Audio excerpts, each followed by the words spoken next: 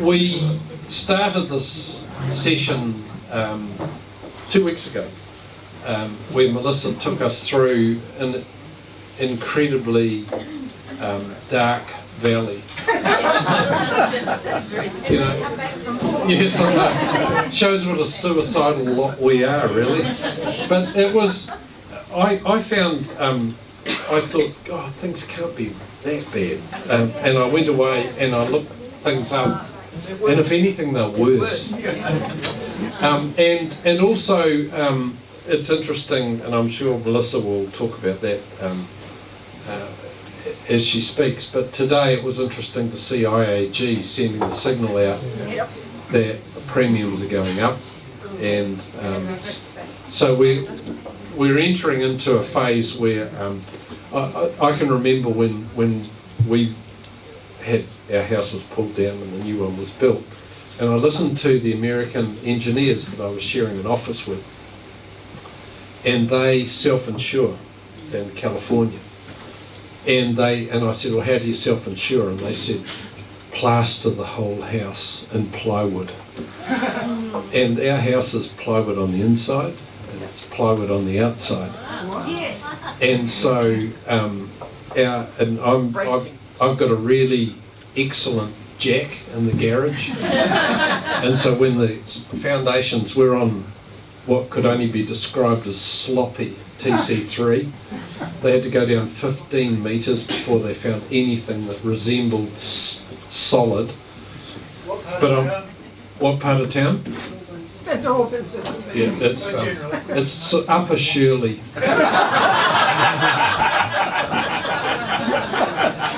or you could call it Lower Kashmir. Yes, Southern Remuera. Yes, that's what Southern Remuera. Yeah. If I could sort of use Hugh Wilson's description, I live in the part that's a car-infested swamp, isn't it, Chrissy?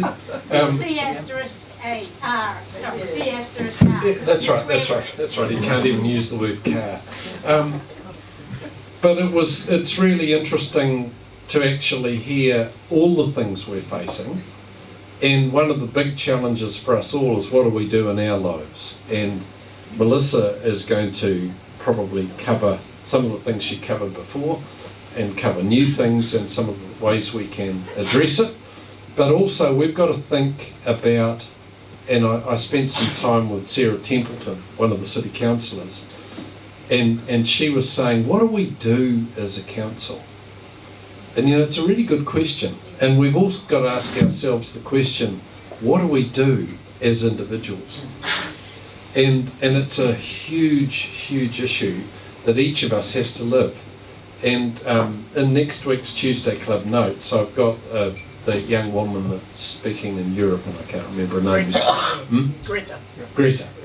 And her speech is so profoundly simple. Her message is so profoundly simple. And she's challenging us to look at what we do in our lives. So, and I just want us to, over the next little while, just keep returning to this. And next week we've got, and I'm sorry for people who thought, Rosemary, I think I might have laid things out badly in the Tuesday Club Notes. Some people here thought Jan was coming tonight, but she's coming next week. But Jan Wright's got, as Parliamentary Commissioner for the Environment, addressed the issue of global warming. She was the person who said, as Parliamentary Commissioner, we actually have to look at the way the UK is measuring a lot of their environmental excellence, and the reporting goes directly to Parliament, not to, they're measuring their country, and the person that brought it in was Margaret Thatcher, which was quite interesting, and that was because she was a scientist. And I think that those of us, and I got sent something the other day that I didn't understand because I'm an accountant, not a scientist, and there's a lot of false science around, and a lot of us who aren't scientists but need good, sensible scientists to advise us, we need to somehow have people tell us what's fact and what's fiction. So, welcome again, Melissa. Thank you. Yes. And you sent a lot of us away in a very sort of saddened state. Continue with your grim Reaper message. Welcome. Thank you.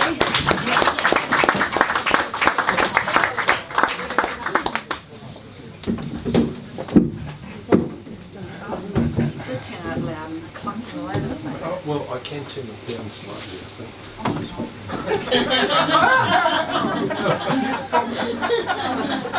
Well, is it? No, I had a blanket over my head. I'm very pleased to be back here as soon as I am. I didn't expect to be here this quickly because I was quite worried that I had left you all sort of living right on the edge of a crumbling cliff. So what I will do tonight is quickly recap on what we talked about last time. I've put all the slides, the graphs you probably couldn't see last week are now on here. So the elephant in the room, of course, is unaffordable insurance. And this is not where it's... Ta-da! Spot the technophobe. So what we're heading towards, and what made a big giant step in the wrong direction today, which is heading towards unaffordable insurance. So we've got IAG, just putting it right out there to everybody that everyone across their portfolio will be looking at changes to their premiums. Majority of them will go up. Some will go down, but I think they'll be token. Okay, thank you. So the issue we have is that the mortgage is for 30 years, insurance is only for 1 year, whether you get it offshore or onshore. So there's no guarantee or full cover of insurance for the time of the mortgage, which means your mortgage can be called in. It's still easy to get a mortgage, okay, because people are still offering insurance. So if you go out and buy a house today, no matter how precarious or dodgy or risky it is, you'll still get a mortgage and you'll still get insurance. But it's all on your head in the next 2 or 3 years when that insurance is withdrawn, or can cost up to $20,000. Okay, can you afford that? And generally the answer is no. Even a $5,000 increase, which is becoming quite popular in the insurance industry in areas of concern, that's $100 more a week just for your insurance. So if you have a rental property with a solo mum with 2 kids or a family in there, can you increase their rent to you $100 a week to cover that, or are you going to cover that? Good question. Yes, thank you. So this is the graph we talked about, the increasing frequency. Hopefully you can see it quite clearly this week. And if we zoom on to the next one as well, the increasing insurance costs, and then the next one. So this is the one that caused a lot of gasps last time I was here, this right-hand graph, which had the costs of the Kaikoura and Christchurch events. Curiously, the Christchurch was 6.3 under a city, right? Kaikoura event was 7.8 in a rural environment. So it just shows you, it depends how much infrastructure is on top of the land that's mobile, okay? So that is why we're absolutely in the sights of the insurance, of the reinsurers. Next, thank you. So here we go. Again, this is what I said last week, so it was Munich Re, and unfortunately these figures are still not confirmed. We still don't know how much more it's going to cost us. There's still litigation in the courts, and still ongoing costs. Next, thank you. And this was the graph where we talked about the penetration of insurance into the different disasters across the world that were earthquakes. That 80% that you see there for New Zealand will probably not be replicated. It certainly wasn't in the Kaikoura event, which was the first shaking event after some insured policies were introduced. The level of underinsurance in the rural environment was breathtaking. I was put in on the ground probably 3 days after the event. So I was going up and down the South Marlborough coastline as far as I could, down towards beyond Clarence, down to Waipawa, I think it's called, right down the coast there. Where? Waipara. Not Waipara. Waipawa or Kikeringu, Waipawa? Yeah, south of Kikaringu. So down there towards the first, as far as I could get south, effectively. Unlike in Christchurch, where we had trundled around in camper vans, I don't know if people can take their memory back that far, where all the insurance companies went out in camper vans and helped people lodge claims and give lots of cuddles and colouring books.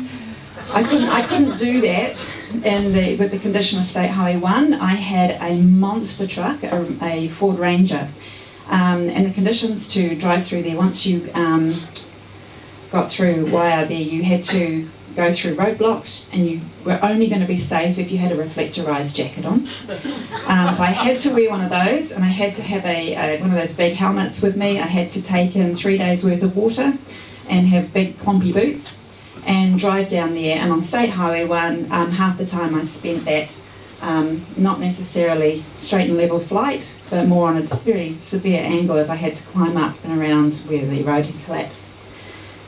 But the terrible thing that came out of that event is that I found that most people that I spoke to in those rural environments did not have much in the way of insurance at all, to the point that I went to IAG and said, can you please send me a list of all the properties, all the policies that we have here that are worth less than $200,000. And the list was several pages long. So the first thing we did is send loss adjusters to those properties in the affected areas. And most of the time it was, yep, this damage is worth way more than $200,000. So within a week or two, we were settling our first claims for money that was not going to get anywhere for anybody with their destroyed homes. Next, thank you. And this was the graph I spoke to you about why we have such good penetration of insurance in New Zealand. It's so cheap, it's automatic, and also the excesses we pay are really cheap compared to the rest of the planet. Next. So, it's because of that the reinsurers took a great big intake of breath, and they still feel they can't let it out. When all the reinsurers get together, they get the heebie-jeebies when New Zealand comes up in the conversation. Next, thanks. So they are watching us like a hawk. They know how to spell our name backwards, so you can probably even say it in today. They know so much about us now, whereas we weren't even on their radar for many, many years. Next. So as I said last time, they've now passed some very, very strong words onto our local insurers. So the local insurers are the ones that you know. So they're like the Vero, Tower, AA, Lumley, NZI, State and mine. And the only way that they can protect themselves going forward is increasing the premiums we pay. That's the only way we're going to keep our automatic cover. So as unpalatable as it is, we have to wear it. The other thing they can do is restrict cover, and they have started doing that, particularly with retaining walls. Okay. And they're reminding people as many ways as they can. Tim Grafton is working overtime in the media and everything, that insurance only covers the unexpected. Now, climate change has been on our radar for the good 20, 30 years. It's here now. And as I said about in my last time I was here, I reckon 2013 was a tipping point for New Zealand. Okay, we're behind the ball by 6 years.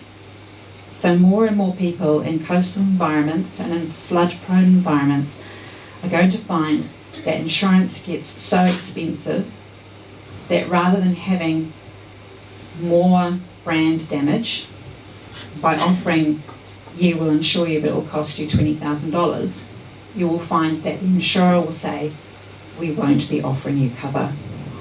Please go elsewhere. Okay, next. So the problem is, New Zealanders have this attitude. Should be right, mate. How many of us have thrown, lighter fuel onto a barbecue?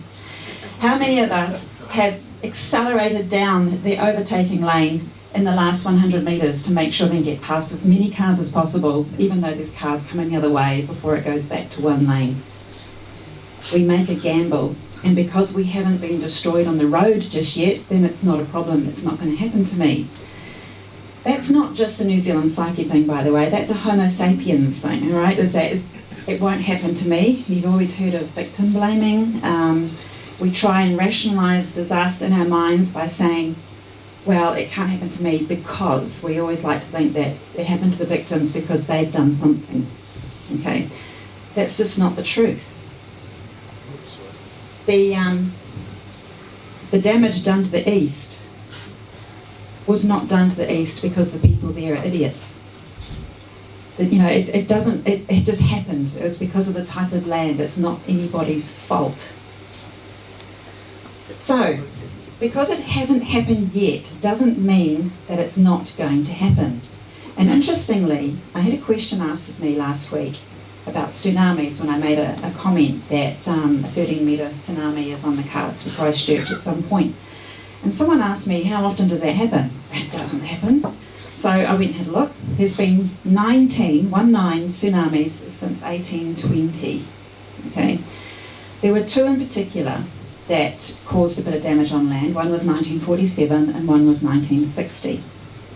We all dodged a bullet with Kaikoura, particularly Kaikoura, because the wave that came through there, I think it was about 7 metres. Can anyone confirm that for me? Because in Goose Bay they found seaweed right in the camping ground there. The only reason that there wasn't too much damage there is that Kaikoura lifted simultaneously. But we heard of the single batch that got wiped out in somewhere near Port Levy. So tsunamis come across our shores roughly every 10 years. Someone also asked me how far inland would a tsunami come. Don't tell you? Okay, so everyone's... Okay, as far as the crow flies, Christchurch City Centre, so the cathedral, is 8 kilometres from the coast. All right? A average for a 13-metre tsunami is 10 kilometres in, right? So you're safe if you're 4 stories up in a good building, right? Other than that, you need to gain height. Now that's because the tsunami comes across the land. It's not just a single wave, as you probably all know that by now. It's the sea lifting up and moving in. We've got to understand that because we haven't experienced it in our lifetime, it doesn't mean to say it's not going to happen. Next. So as I started talking about, 100 cities and towns are built on the floodplains in New Zealand, and 2/3 of New Zealanders live in flood-prone areas. Next. 128,000 properties live below 5 metres of the sea currently, but the sea is expected to rise a metre in the next 50 to 70 years. Now we've talked about briefly South Dunedin, we've talked about Canterbury's exposure, we've talked about the Hauraki Plains and other coastal areas that are under distress already. The 5 metres is the magic number. If you have a property that's above 5 metres, it's likely to undergo gentrification in the next few years as people seek to get that the views of the sea, to be able to have access to the sea, but know that their homes are safe. Anything under 5 metres is likely to devalue, and as of this week, will start devaluing quite quickly, okay, because there's been a lot of media about coastal change. To let you know just how serious that is at the moment, LINZ, so that's Land Information New Zealand, is undertaking a study this year of all of New Zealand doing LIDAR. Does anyone know what LIDAR is? Yep. Okay, so they're trying to get exact elevations of every single house in New Zealand. Okay, so it's going to be really good for the insurers to find out which houses they need to target. Okay, next one, thanks. So climate change, as I said, it's already here. This is fun. It's not driving, everyone goes, oh, it's not getting warmer. It used to be called global warming, but global warming became too much of a controversial issue. It's more extremes, okay? So more rainfall, more wind, more cold, more hot, more drought. And we're getting that all the time. That means that our coasts become dangerous. They also get chomped away. You've got Homoana in the North Island, you've got Granity in the South Island, where they're losing more than a metre of coastline a year. Okay, there's this uninhibited chomping away of the land by the seas that are wilder and higher. Next. And the Alpine Fault, of course, we've all grown up with the Alpine Fault. And the Hikurangi Subduction Zone has become a new area for us. And then they've got the Wellington Fault, which is pretty racy. You've also got the Hope Fault, which is quite close to us. In fact, the Kaikoura event jumped the Hope Fault. It started on the south side of the Hope Fault. It didn't trigger that fault, but it jumped over it and then continued up the coast, cracking open 28 faults. But one thing we have to remember as well is that one of our biggest problems is the unknown fault, because of course that's the one that wiped out Christchurch. Okay, we weren't expected to have any earthquakes. In fact, the volcanic risk in Auckland was greater than the earthquake risk for Christchurch. So because it hadn't happened before and the scientists didn't know about it, it doesn't mean to say it's not going to happen. And that's what we need to remember, to shock ourselves out of our complacency. Next, yeah, feeling really happy, good, keep going. So New Zealand is now the second most risky country in the world, behind Bangladesh and just in front of Chile. Okay? Now the reason we stick out like a throbbing sore thumb as far as the reinsurers are involved is because we have so much insurance here. Move on, that's lovely. So let's start looking at solutions and what we can do to protect ourselves. And this here I have a list of properties that I have identified or can be identified as being at risk of 1, being physically dangerous, 2, legally problematic, 3, insurably problematic. That's probably terrible grammar. So I want to just go through those. Now, I know I've really got you pretty bummed out now, and you're probably scoffing the chips and eating and drinking the beer, which is great for Gary, but let's be clear, not every single property is risky. Okay, the majority of them are pretty good. They'll have some risk or another, but they're not uncontrollable. But there are some that are to be considered, and this is a list. Okay, so hillside shared driveways. That's a financial risk and an under-insurance red light. You climb up a steep hill, which is a shared driveway, to get to your house at the top. Next time you go up there in daylight, count the retaining walls on that driveway. Consider the utilities that run beneath that driveway and the tar seal or the concrete that's on top of that driveway. Then consider the legal share of all those other people who also have to contribute as well. And then think, have I put that much money onto my policy? And I am very, very confident the answer is no. Because people don't think about it. They're not aware of it. So you should speak to your neighbours. Speak to your neighbours. You need to commission a quantity surveyor who will take into account the total reconstruction of that driveway. Bearing in mind that driveway might have been there 30 or 40 years, it's probably engineering. It's not sufficient anymore. All right, so there's going to be the cost of demolition, of the removal of debris, the engineering design, the consenting, and the actual labour and materials. And then you need to take that around all the other people who use that driveway and say you need to add your legal share of this to your policy. Whether they do or not's another story. And like cooking, too many chefs in the kitchen, too many people owning one thing, you're not going to get consensus very easily. Property that relies on retaining walls is also a high risk for the same reason. You're relying on others to have enough insurance. You may have insured your side impeccably, but has the other side insured theirs? Any steep hillside property is fair game for landslides. It's been seen in Wellington, Marlborough and the Coromandel. I have an amazing story of a guy who survived a landslide in Nelson. He was one of my clients, and John and I actually went to visit him.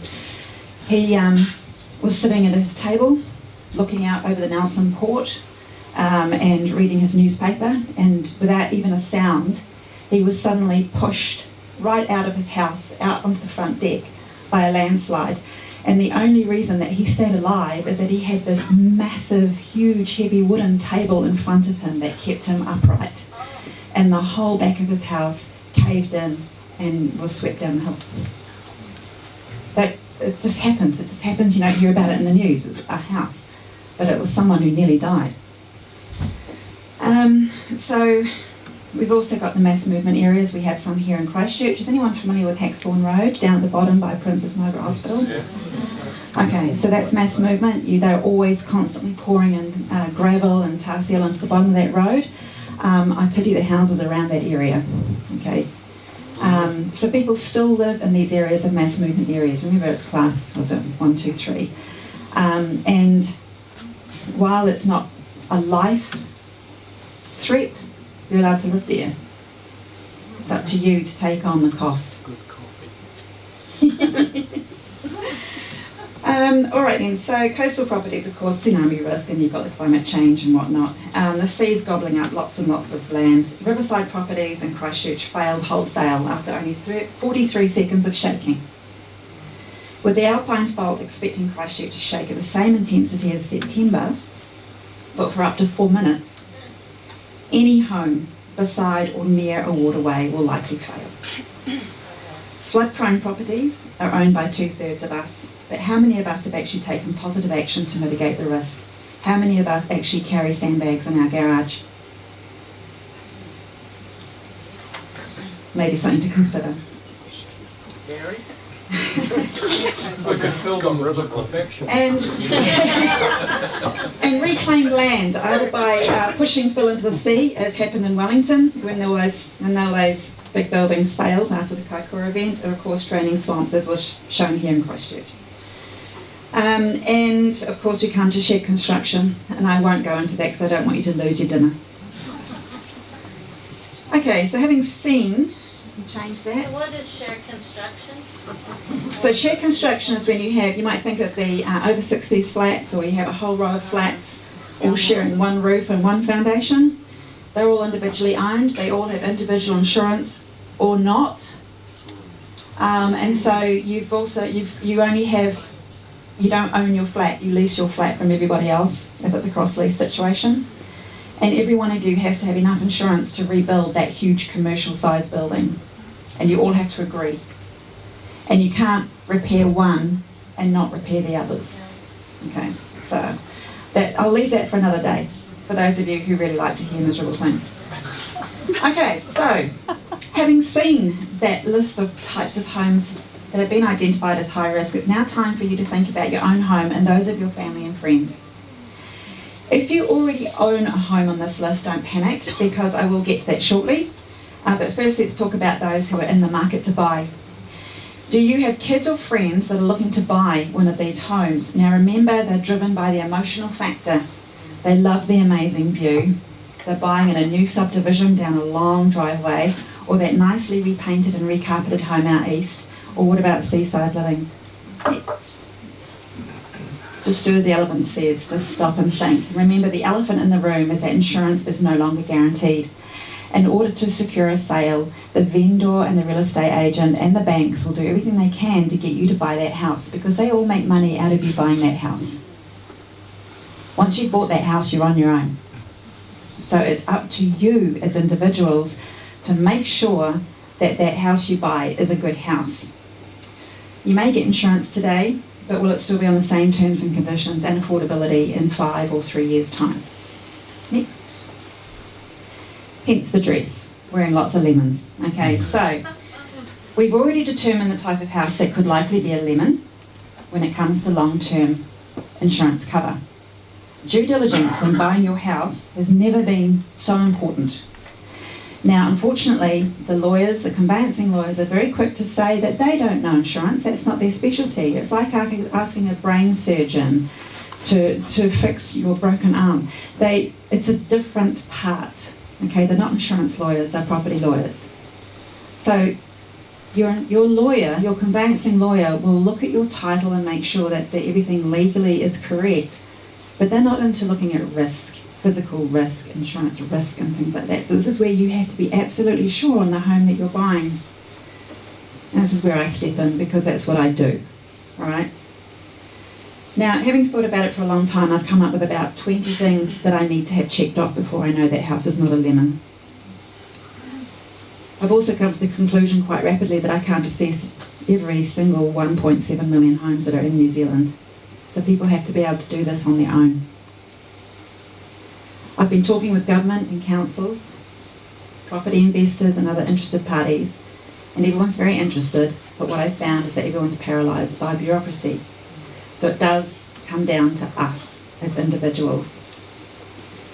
We have to do all we can to keep our world-class insurance.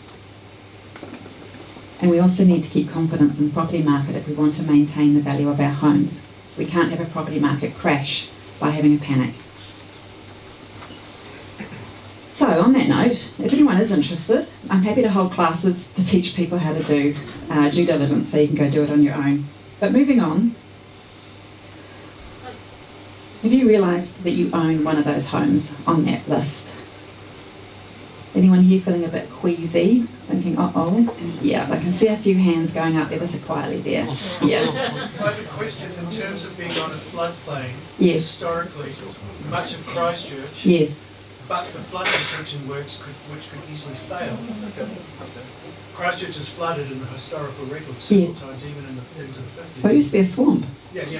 But the Waimakariri is a mighty river Yes. when it wants to be. How does Christchurch fare as far as being on a floodplain? Just like anywhere in New Zealand, From an insurance point of view? from an insurance point of view, it's flood prone. We're all going to end up paying flood premiums. At the moment, they're talking about seismic premiums. But at the end of this year, Tower in particular, they feel they'll be in a position to start assessing on flood. And the other insurers will be coming in on that as well, as this LiDAR material, these LiDAR things come to pass. So has Christchurch accepted the ECAN floodplain? Hang on, we'll get questions at the end. Have you Okay. got many more Yeah. to do? No, I'll do it again. So if you've identified yourself as being in one of these homes, okay, it's important that first and foremost, you realise that you have options and it may be not as bad as you think it is, okay? First and foremost, avoid under-insurance. With some insured policies, the onus is on us to determine how much cover we want to have for our properties. In 2016, Treasury ran a test to see how much people were insuring their homes for and found the average New Zealand home was underinsured by 28%. Last year, IAG reported that their average policy value was $460,000. Now that's about 35% less than the average rebuild payout after the Christchurch earthquakes. Okay, now if you go onto any of the computers, the online calculators, I did several houses in Wellington. The average home in Wellington on a moderate, not a steep side, but just on a moderate hill, needed to be insured for between $500,000 and $600,000. I have an average 1960s bungalow on an average piece of land, and down here, running it through the calculator, $860,000 is what my home is insured for. So why is it that people on average are insuring their homes for $460,000? Underinsurance showed its head in big time in Kaikoura. But the message is not out there, you don't know that, do you? Until I just told you right now. Okay, so if you are, or nearly are, mortgage free and have lived there forever and maybe got off lightly after the earthquakes, then really you're probably okay, don't worry too much. Make sure you have a full inventory of all the insurable items on your property. Get quotes for retaining walls and other shared construction items, and make sure that your insurance covers everything. Now here is a wee sneaky thing. A number of times our loss adjusters went out to assess properties. They went and checked every single boundary, and where people had a whole lot of ivy or bushes that they hadn't thought about what was behind there, the loss adjusters went through there and found retaining walls that had been hidden for 40 or 50 years. You need to know about those. So this weekend, you go around and you eyeball every single part of your property. Decide how much you think you could live with in the way of an insurance payout. Be mindful of your liabilities to neighbours. Would you prefer to downsize instead if anything happened to your home? Compare policies from different insurers now. Don't wait until you get a massive premium increase. It's too late then, because your new insurer will be asking why you're changing insurer, and you have to be honest. If you have more than 5 years to run on a mortgage, you have more to think about. You still have options, but it's best to consider them now rather than later. So we'll go to... So, do nothing. Take your chances. You've lived there happily all this time. It may not happen. Do nothing. The other one is sell. Now's good. Okay? Before it gets too obvious. What we're finding talking to people who are trying to sell homes that have any remote issue is that they're just not selling, because the lawyers are getting onto it now. They're beginning to twig to these things. Mitigate the risk. Now, there's a gentleman in your audience, Nigel, wave. If you're wanting to live in your home and it's on liquid viable soils, talk to Nigel. He introduced me to a product that he has designed, and I think that is just going to be a life changer for people in homes on dodgy soils. Pontoons. And the pontoons that I discussed last week with someone, that's right. Budget for the increased premiums. Is it going to be 5,000, 10,000, 12,000? We've heard of 15,000 in Fendleton. So if you're able to budget for that, that's not total, that's of course over and above what they're already paying, and that's a yearly basis. But if you're in a position to pay for that, so be it. Okay, don't worry too much. Prepare for different outcomes. Okay, so if you can't afford that enormous policy, maybe you can take out a different policy which is called essentials or something where it's limited cover. Maybe that would be enough for you. Maybe you're in your 50s and 60s and you're looking to downsize at some point anyway, or you have options that you might want to move somewhere else, or you might be, like me, really interested in tiny homes. You just think about having something else. Be prepared to think ahead and have a plan B. If it all turned to custard, you couldn't afford insurance, and then your house got trashed, have a plan B. What is it that you're going to do? Because remember, you also keep the value of your land at this point. Insurance only covers the house. So, next one. And relax. Yeah, right. So it's easy to get carried away with the idea of doom and gloom and that the sky is going to fall in. And although I've delivered a sobering message, the thing is that life keeps on going. We do tend to find a way out of it. Okay, we all got through the Christchurch earthquakes in some form or another. Life gets on, and if you have a really bad financial whack, surprisingly, you can carry on. So the most important thing about this, that I find is important, know your risk, think about it, act if necessary, and then forget about it. Move on, okay? And remember, I'm here to answer any questions you have, and I have business cards here. This is what I do. So if I can help you, I'm happy to do so. So thank you for listening and not heckling me yet. And I've only touched on these subjects. I'm actually writing a book about it all to go into it in depth. But if anyone's got any questions, start asking. And I think...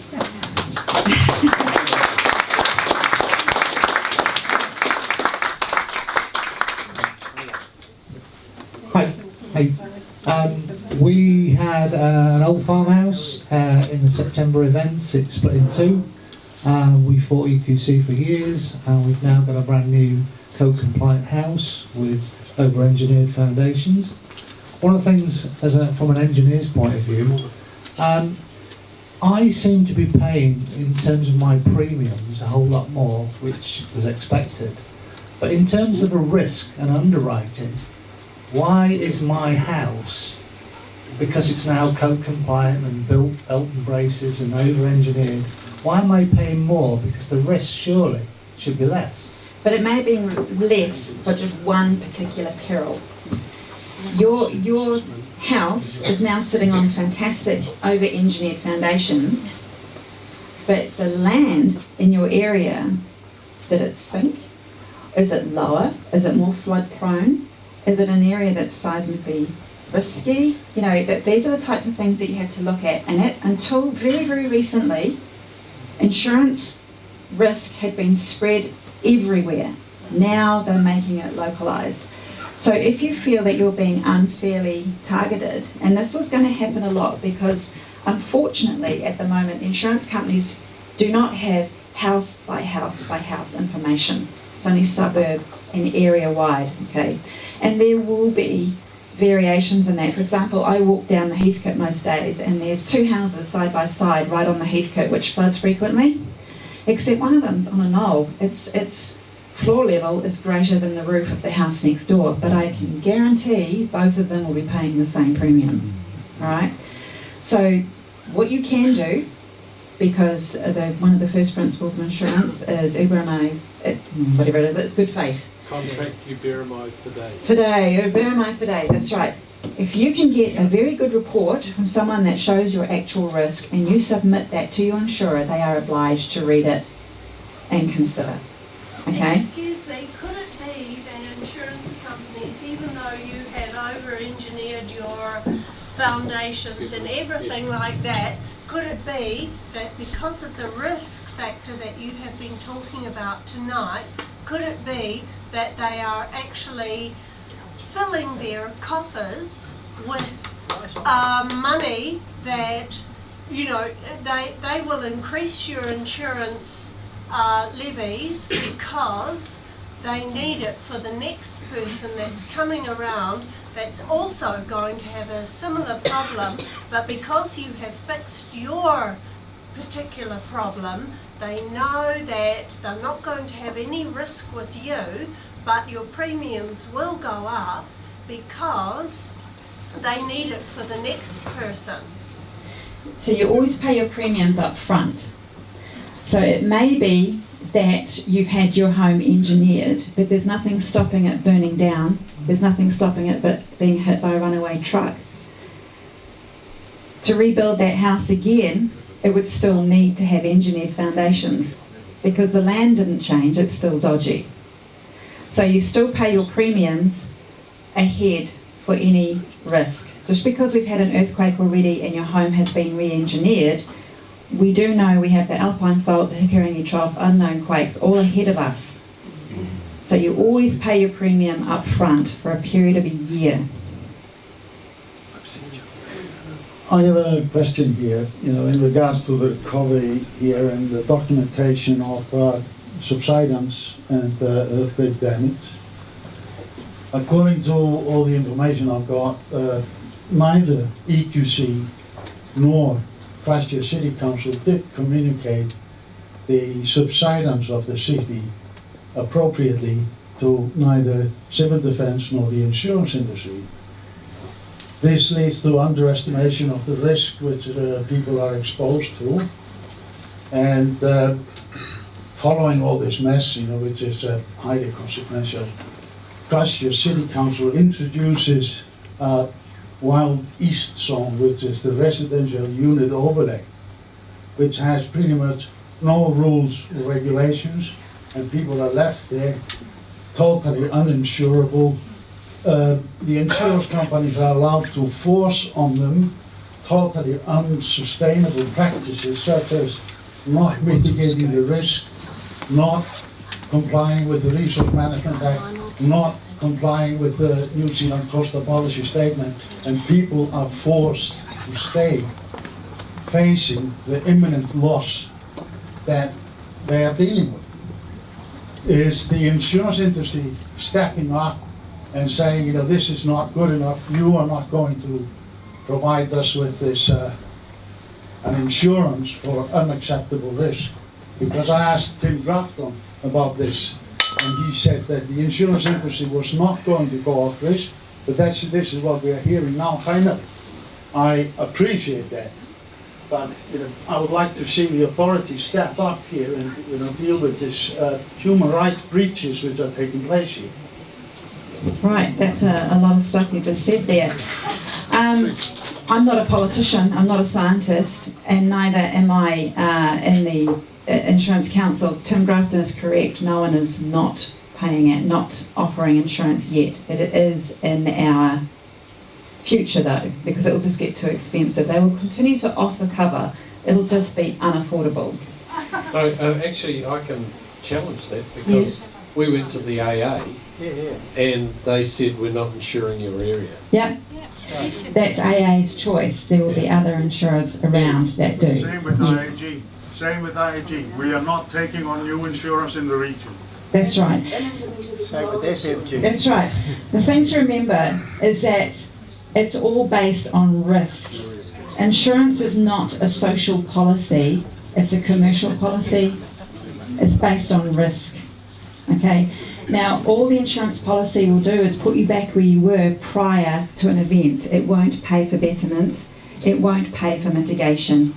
These are costs that people have to take on board either as a homeowner or their councils step in and help with that. But in some cases, the costs are so overwhelming, there is no money anywhere to do that. And unfortunately, the person who purchases the house is left with that, which is why I'm trying to get the message out that people need to be far more educated when it comes to purchasing a house so they can avoid these pitfalls. Hi there.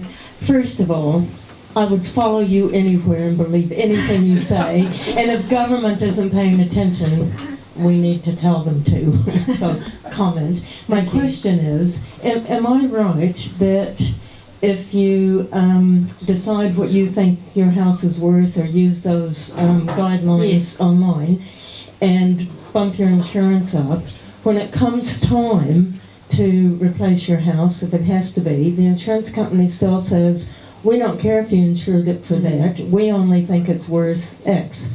Am I right? So it's not what your house is worth, it's what it would be to replace it. So they can change what you've... I think a really good example is my own home. I was absolutely staggered that they recommend that I insure it for $860,000. I had it insured for about $650,000 before I did the calculator. My house is on peat. It only had $40,000 worth of damage to it. I'm in Hoon Hay down by Cashmere Road there. I back onto farmland that liquefied badly, and they're still coming, the university is still coming every 6 months, and they have a pipe not far from my house, which they run equipment down every 6 months. Just further down my street, they were orange zoned for a long time before they went to TC3. I'm TC2. My house is clad in Summerhill stone. I have a tin roof. I'm on piles, right? I had sand boils in my garden that did not erupt. That's purely grace of God stuff, okay? It's because the earthquake stopped when it stopped. Actually, I found it really interesting. These sand boils, I don't even had a look at them, but they had this big bump in my garden covered in grass. One side was packed heavy like concrete, and the other side was completely empty. When you pulled the soil, the grass, there was a hole down there. Incredible. I just thought that was amazing. My land is still moving. Where I had humps in 2016, I now have troughs. Okay, so I understand that. But I was amazed at that cost. I don't think it's ever going to cost that much to rebuild my house. It's just a standard 3-bedroom home. A group home is not that much. It's not a sensational millionaire's abode. But I have chosen to insure it for that amount. When I increased it from $650 to $840, whatever it was, $860, it only cost me $7 a week more, which I was prepared to take. But if your house is completely destroyed and you have a sum insured of, just make it easy, $1 million. You've insured your home for $1 million. Everything's destroyed. They will come and calculate everything on all the court cases that have gone through under the Christchurch event. And if your home, after all is said and done, is going to be $600,000 to rebuild, that's all you're entitled to. So even though we have a sum insured regime now, I can guarantee, sure as eggs, we're still going to have the same arguments next time round as people try to get to that sum insured amount. But your insurance will only ever pay for what it's going to cost. And you may find after the debacle of what happened in the Christchurch event that, well, they will be doing cash settlements, but if you're wanting more than what they are prepared to settle for, I can guarantee they're going to say, you build it and then we will pay. You've also got to factor in things like engineers and architects. Exactly. What's that? You've also got to factor in things like engineers and architects when you're building a house anyway. That's right. And So you need to And add that inflation on. and building product costs The scary thing is is, very high. after the debacle of the repair program, and the reason that was put in place was to reduce what they call disaster inflation and to stop all sorts of terrible shenanigans going on, because we don't have enough tradespeople. They're not going to do that again because it was such a bad PR event. Everyone's going to be cash settled. There's going to be this huge dump of cash into a society that doesn't have enough builders, engineers, consenting people. It's going to run rife, that type of thing. And disaster inflation is going to be horrendous. How long is it going to take after the 2011 and all of the aftershocks and what have you that have happened through Christchurch? How long is it actually going to take for the insurance companies to recover all the money that they've paid out, so that if there is another event, they actually have enough to cover the overinflated cost of housing in New Zealand to give everybody what they go, oh well, my wall is cracked and I need my wallpaper fixed, and oh my gosh, whatever it is.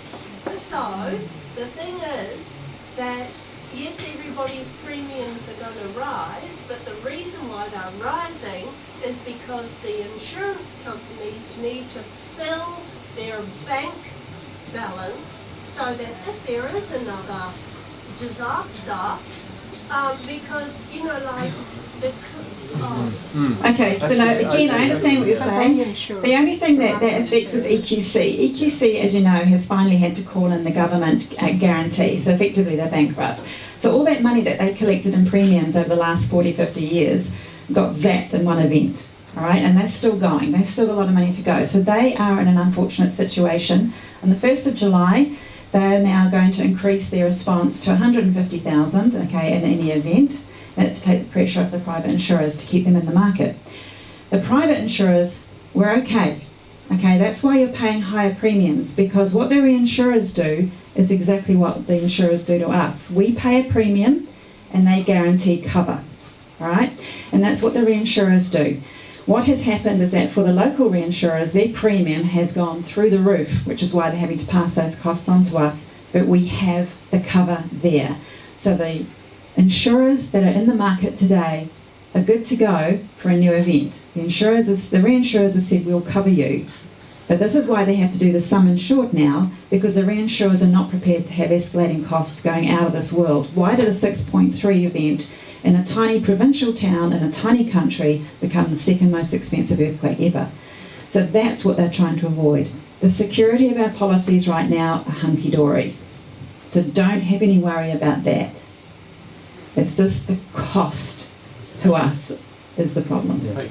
So just on that note, just given the sort of overall stability of global insurance systems, as climate catastrophe is going to escalate everywhere at the same time, whereas even if this was the second most expensive event on record in the world, but it happened in one place at one specific moment, as the pressures are mounting universally, how is the insurance industry worldwide going to cope with it? That's where they start withdrawing insurance cover. So as I mentioned 2 weeks ago, the east coast of the United States of America, so Louisiana, Carolina, Florida, all that area, most of those places just don't have insurance cover on the coast anymore. That's it. And that's why $7 billion has been wiped off the value of those homes. And that's going to happen to coastal properties here as well. Do the reinsurers have a bottomless pit of funds? Nearly. If the Alpine fault went, and Wellington and Christchurch, and it's not just and everywhere in between, that's right. and there was a tsunami up. That's it. You got to keep going. To Lower Hutt, and to Petone and that valley. Would the reinsurers be able to cover all that? Yes, because we are a small country with a small population. We can't bankrupt them. But we've bankrupted EQC. That's right, we've bankrupted our own insurance. A moment ago you said that the EQC was, you failed to mention, shall I say, that the EQC funds had been ratted over some years and was underfunded at the time of the earthquake. Yes. Now, had it been properly funded as intended, would it have been better? Now, that's one part of my question. The other part is, you use the term utmost good faith. Yes. Now, why is that still in use? When my experience over 8 years is that it's absolutely absent. I've never dealt with such a bunch of bloody liars in my life as an insurance company. And yet here you are still using this archaic expression. It's okay because it goes back 5,000 years. You might have heard me say that as an off-the-cuff remark 2 weeks ago. first insurance started in Sumeria in Persia, okay, and that was when the trade ships crossing the Jordan started to take out insurances to protect their loads from pirates and from sinking. And it was at that point that the first few principles of insurance were applied. The utmost good faith applies both ways. No, it doesn't. Yeah, it does. It does. It does not. And it does not, and it cannot be proven. Your personal experience Yes. may be different, Absolutely. but on the whole, the insurer relies on the individual Why are being you still insured. saying this stuff when it's untrue? The insurer relies on the individual to give the truth about the risk they're being insured, Not true. and the individual who's being insured relies on the insurer being open and honest and doing what they can.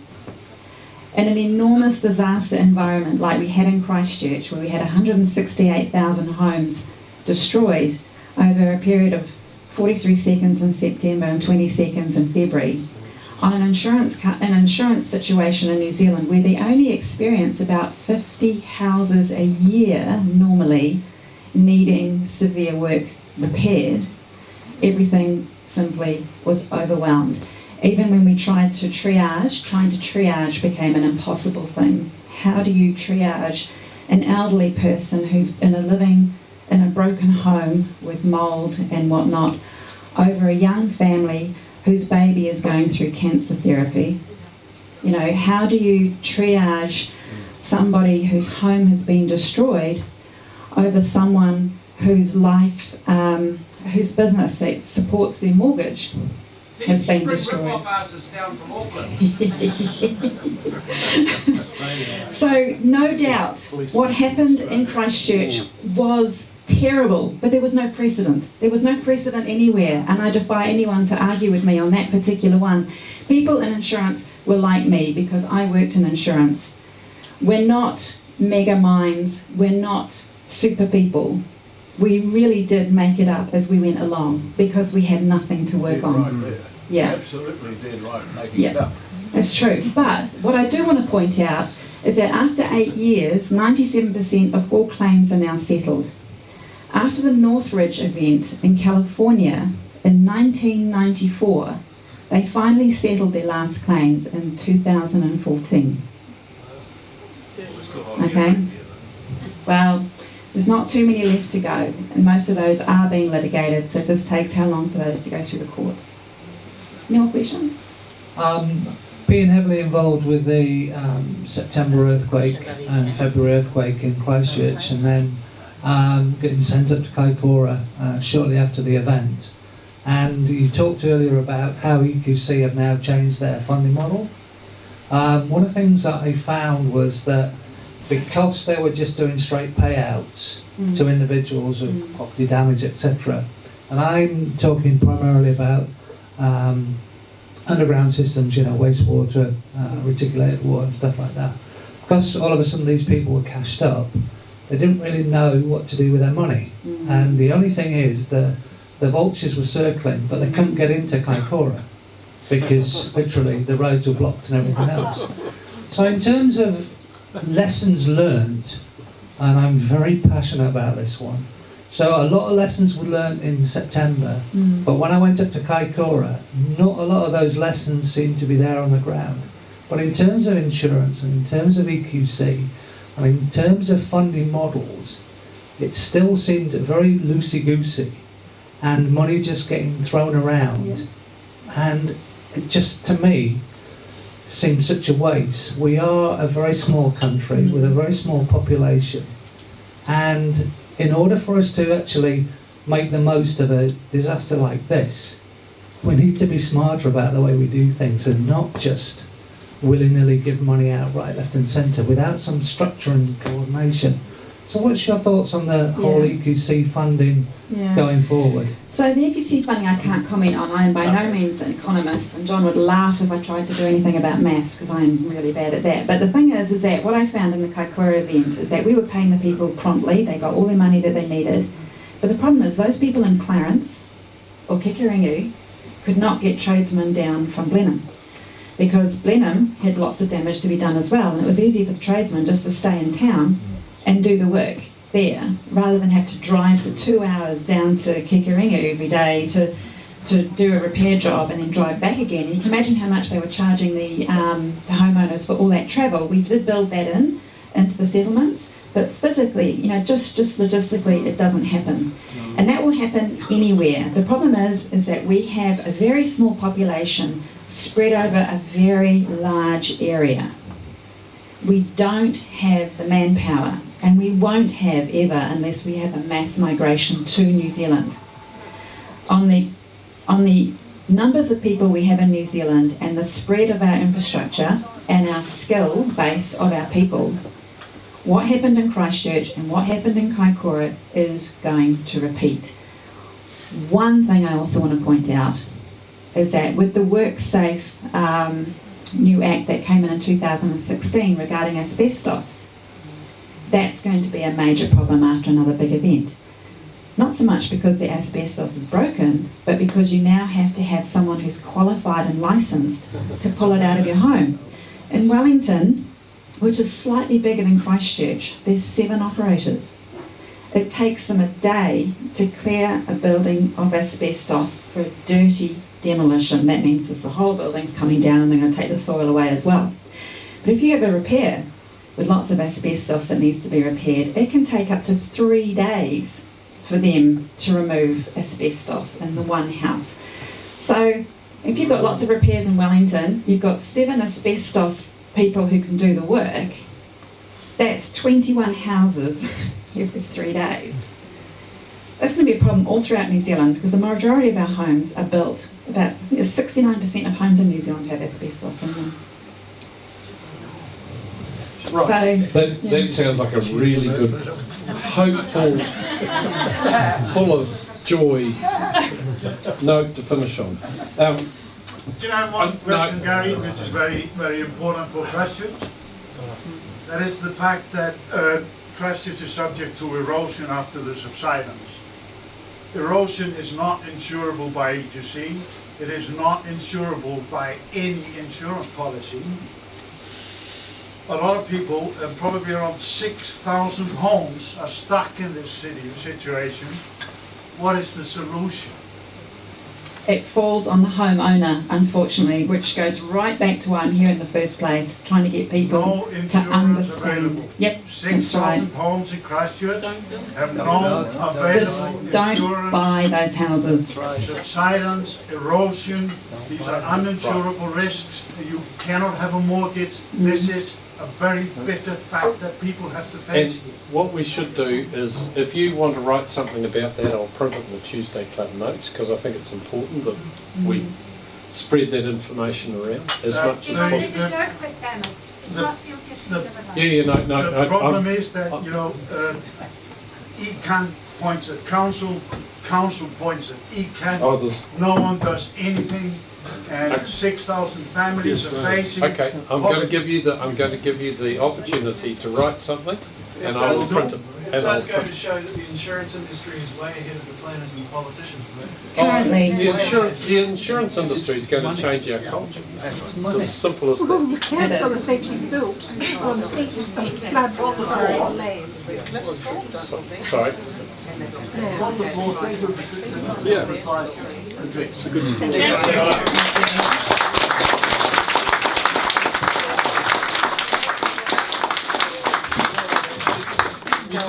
You took the words right out of my mouth. Thank you. No. But I think Melissa has raised a whole lot of issues, and we're going to follow them up over the next few months of, you know, some of the hazards that are in front of us. And so I'd like to say thank you, Melissa, for your wonderful.